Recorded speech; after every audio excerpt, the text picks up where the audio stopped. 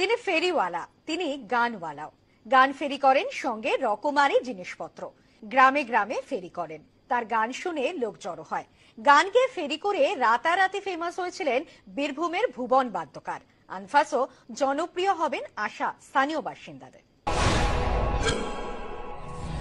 चाहूंगा मैं तुझे साँझ सवेरे,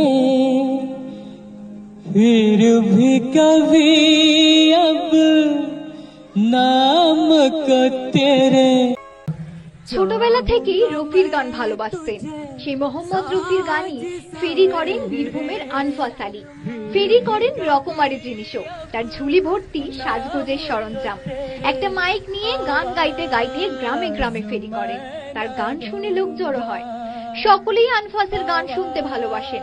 স্থানীয় বাসিন্দারা জানান, ফেরি করার সঙ্গে গান করেন আনফাস, তার গান শুনতে সকলেই ভালোবাসেন।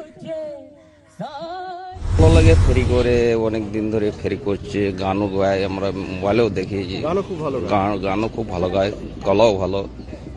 আমাদের এই পাশাপাশি বাড়ি, ভালোই লাগে, ছেলেও ভালো, গানও জমে। যখন ফেরি করতে যায় রফিক সব গান শুনে সব খদ্দের বেরিয়ে আসে, যে আম ফসলে এসেছে, কেনাকাটা করে গানও শুনে আনন্দ পায়। বীরভূমের লাভপুরের ধনডাঙ্গা গ্রামে থাকেন আনফাস আলী। স্ত্রী, দুই পুত্র ও মাকে নিয়ে সংসার। সকাল সকাল বেরিয়ে পড়েন, আশেপাশের গ্রামে গান গেয়ে ঘোরেন, তার গান শুনে আসে ক্রেতারা। আনফাস জানান, রফি সাহেবের গান আমাকে খুবই ভালো লাগে। তো আমার যখন 12 বছর বয়স, তখন থেকে আমি রফি সাহেবের গানকে ফলো করি। ছোট থেকে তার গানের ভক্ত। রফির গান গেয়েই মানুষ তাকে চেনে। গানের সুবাদে বিকিকিনি ভালোই হয়। বীরভূমের ভুবন বাদ্যকারও রাতারাতি জনপ্রিয় হয়ে উঠেছিলেন। গান গেয়ে ফেরি করতেন জিনিস।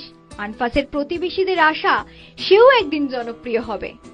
তিনি যেভাবে গান করছেন এবং যেভাবে তার গলা রয়েছে, মা সরস্বতী কৃপায় অবশ্যই তার দিন আস্তে আস্তে ভালো হোক, এরকম আমরা কামনা করছি। বীরভূম থেকে ক্যামেরায় বাপ্পার সঙ্গে সুজিত মণ্ডল, নিউজ টাইম।